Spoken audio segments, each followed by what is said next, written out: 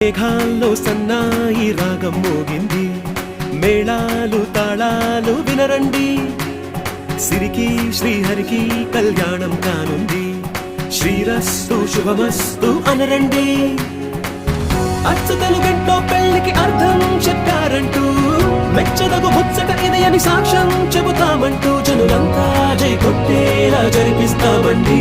అందాల కుందనపు బొమ్మవని